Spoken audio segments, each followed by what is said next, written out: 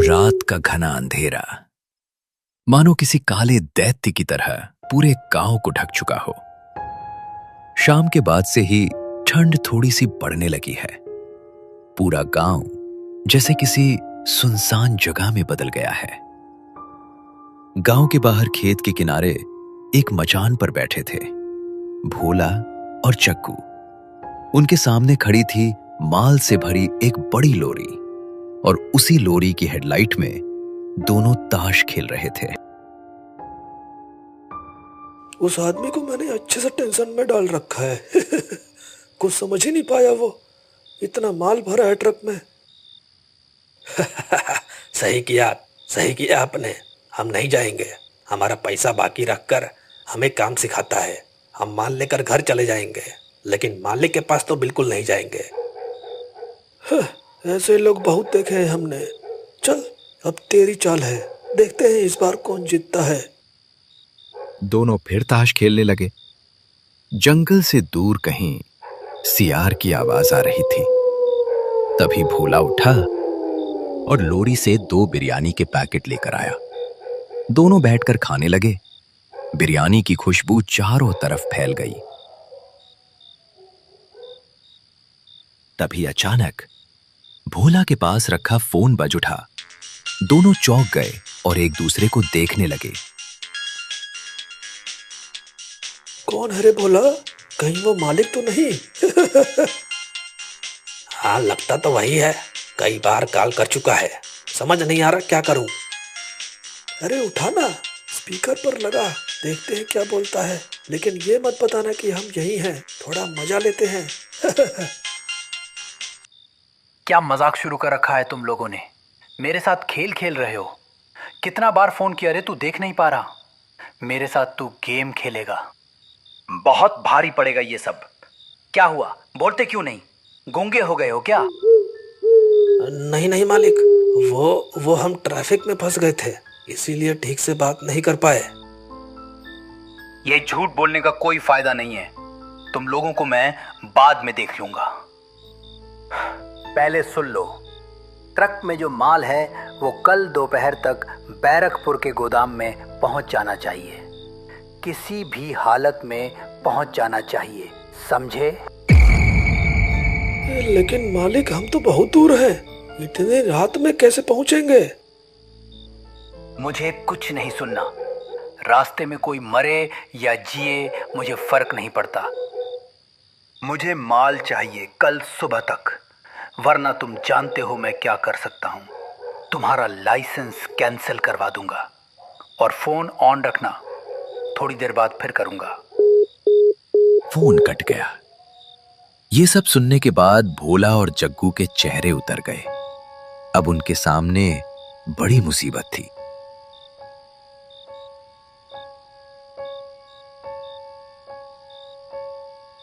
यहां से बैरकपुर गांव बहुत दूर था और वहां जाने के लिए सिर्फ 2 रास्ते थे। पहला रास्ता नया हाईवे, लेकिन वहां हमेशा भारी ट्रैफिक रहता है। कम से कम 6 से 7 घंटे लगते। दूसरा रास्ता उत्तर दिशा का रास्ता, जंगल के बीच से गुजरने वाला। एक ऐसा रास्ता जहां जाने वाला कभी वापस नहीं आता। टूटी सड़क, गहरे गड्ढे और घना जंगल। जग्गूदा, क्या करें अब बताओ तो? अगर हम उत्तर वाले रास्ते से जाएं तो मैं गाड़ी नहीं चलाऊंगा, ये पहले बता देता हूँ। अरे पागल, तू डर गया क्या? डर मत। अच्छा सुन भोला, पहले ये माल मालिक के गोदाम में पहुंचा देते हैं, उसके बाद जो करना है करेंगे। लेकिन दिक्कत ये है कि किस रास्ते से जाएं। अगर 36 नंबर वाली सड़क से गए तो कल तक पहुंचना मुश्किल हो जाएगा। एकमात्र एक ही उपाय है, उत्तर वाला जंगल का रास्ता पकड़ना पड़ेगा। अरे आप पागल हो गए हैं क्या? उस आदमी के लिए हम अपनी जान जोखिम में डालें? मैं तो नहीं जाऊंगा, उस रास्ते से कभी नहीं जाऊंगा। लेकिन उन्हें नहीं पता था, इस रास्ते पर सिर्फ अंधेरा नहीं, कुछ और भी उनका इंतजार कर रहा था। अरे बोका, कुछ नहीं होगा, बेकार की बातें मत सोच। चल अब निकलते हैं, नहीं तो सुबह तक बैरकपुर पहुंचना नामुमकिन हो जाएगा। ये बिरयानी का पैकेट उठा और चल, रास्ते में ही खा लेंगे। जग्गू बिना कुछ बोले ट्रक की ओर बढ़ गया। भोला का चेहरा पीला पड़ चुका था। कुछ देर सोचने के बाद भोला भी बिरयानी के पैकेट लेकर ट्रक में बैठ गया। गाड़ी स्टार्ट हुई। कुछ देर पहले तक जो प्रकृति चहक रही थी, अब अचानक सब शांत हो गया। ना सियार की आवाज, ना कुत्तों का भौंकना, ना झिंगुरों की आवाज।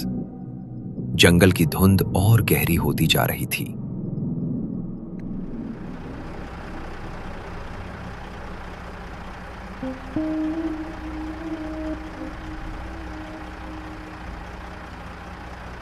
देख रहे हैं जग्गूदा, ये रास्ता इंसानों के चलने लायक बिल्कुल भी नहीं है और हम गाड़ी लेकर जा रहे हैं।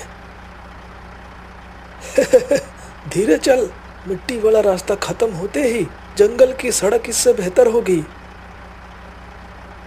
कुछ देर बाद गाड़ी एक सुनसान गांव की सड़क पर पहुंची। दूर दूर कुछ घरों में हल्की रोशनी दिखाई दे रही थी। तभी उन्होंने सड़क किनारे एक छोटी सी दुकान देखी जहां एक लालटेन जल रहा था।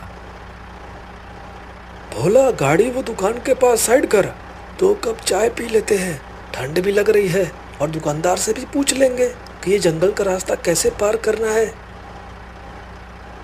हाँ, इस ठंड मौसम में चाय नहीं मिलने से काम नहीं चलता।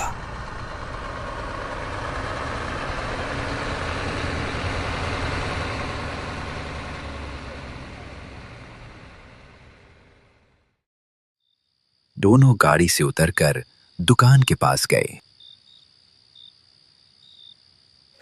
क्या भाई साहब, सब ठीक है?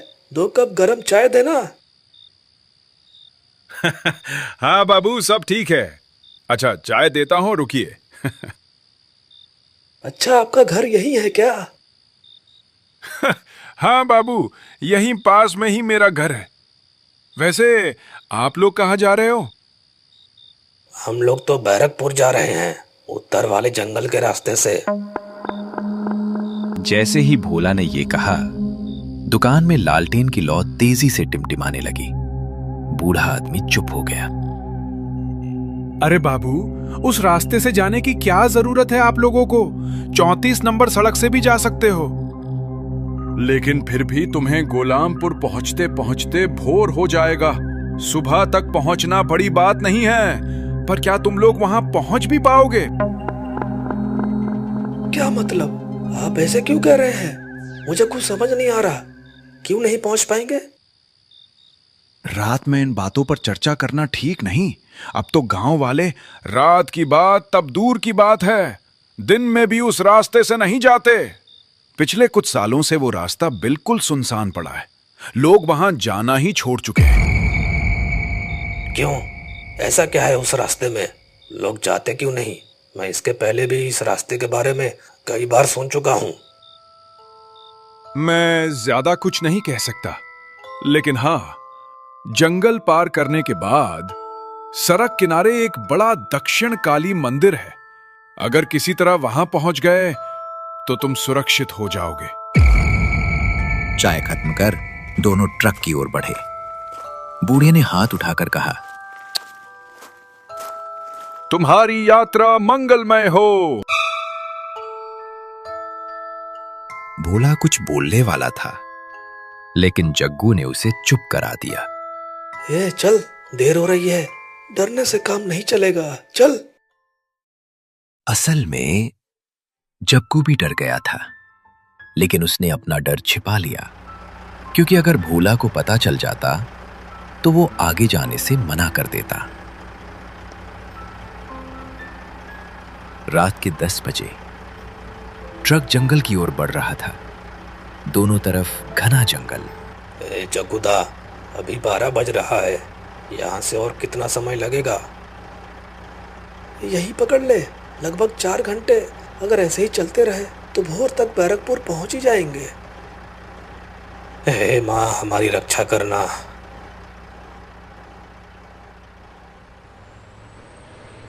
कुछ दूर जाने के बाद, कुछ देर बाद जग्गू की आंख लग गई। तभी अचानक भोला जोर से ब्रेक लगाता है जंगल के अंदर से कोई अजीब आवाज आ रही थी और साथ में कभी किसी की हंसी तो कभी किसी के रोने की आवाज। अरे बचाओ, अरे बचाओ, बचाओ, मार देंगे, बचाओ रे, कोई मार दिया मुझे, अरे बचाओ, अरे कोई है, कौन है, बचाओ, बचाओ, बचाओ, बचाओ रे, बचाओ कोई।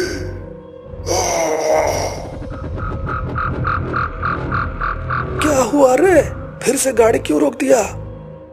जग्गू ने देखा भोला का चेहरा डर से पीला पड़ चुका था। अभी गाड़ी के सामने काली परछाई आई थी, लेकिन अब कोई नहीं दिखाई दे रहा। दोनों ने आगे देखा, सड़क खाली थी, लेकिन दूर एक पुराने पेड़ के नीचे एक काली आकृति चादर में लिपटी, हाथ में फावड़ा, जमीन खोद रही थी। ठक ठक की आवाज आ रही थी।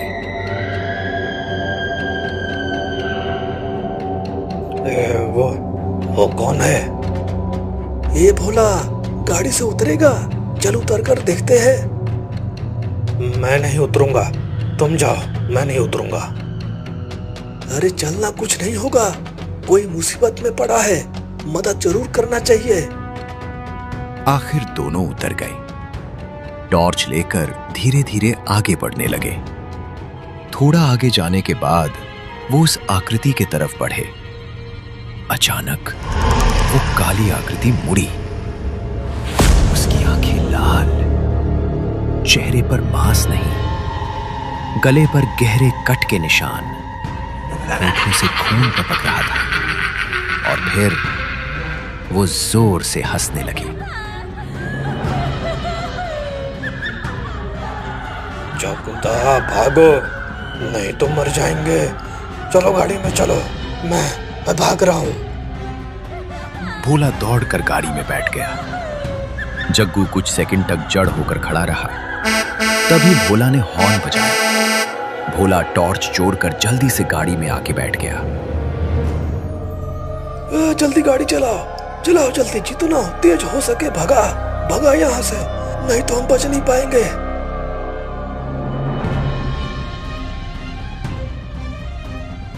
गाड़ी तेजी से दौड़ने लगी और तभी पीछे आईने में भोला ने देखा वो काली आकृति फावड़ा लेकर उनके पीछे दौड़ रही थी और गाड़ी के पीछे लोहे की किसी चीज से वार होने लगा।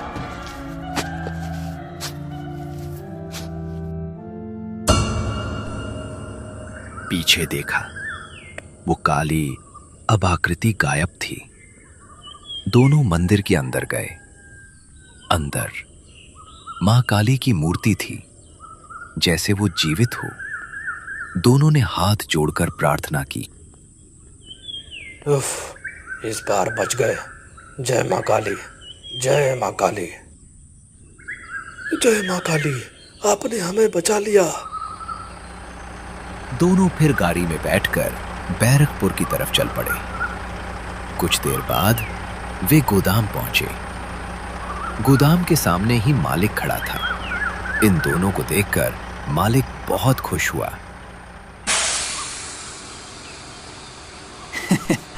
इस बार तुम लोगों ने मुझे बचा लिया। ऊपर से मुझे बार बार फोन आ रहा था, लेकिन तुम लोग आए किस रास्ते से? जल्दी आने के लिए ही तो हम लोग उस जंगल वाले रास्ते से आ रहे हैं। क्या? उस रास्ते से? उस रास्ते से पिछले 5-6 साल से कोई नहीं आता। वो रास्ता बंद पड़ा है। सिर्फ काली मां के मंदिर की वजह से ही तुम लोग सुरक्षित यहां पहुंच पाए हो, वरना क्या होता? नहीं तो क्या होता मालिक? ठाकुर सिंह ने गहरी सांस ली और फिर बोलना शुरू किया। 4-5 साल पहले दक्षिणाकाली मंदिर से करीब 5 किलोमीटर दूर इसी जंगल में एक रात कुछ डाकुओं ने गहने के लालच में एक बूढ़ी औरत को बेरहमी से मार डाला। उस औरत की दर्द भरी चीखें पूरे जंगल में गूंजती रहीं, लेकिन डर के मारे कोई भी गांव वाला वहां नहीं गया। तब से उस जंगल से अजीब अजीब आवाजें आती हैं, रोने की आवाज, चीखने की आवाज, और कई लोगों ने एक काली परछाई को भी देखा है। ये सुनकर भोला और जग्गू की आंखों में आंसू आ गए। उन्हें एहसास हो गया था कि सच में मां काली ने ही उन्हें बचाया है। इस बार बच गए माँ। जय माँ काली, जय माँ काली, जय माँ काली, जय माँ काली, आपने हमें बचा लिया। जय माँ काली, धन्यवाद, बहुत बहुत धन्यवाद। दोनों ने हाथ जोड़कर मां को प्रणाम किया और मन ही मन धन्यवाद दिया।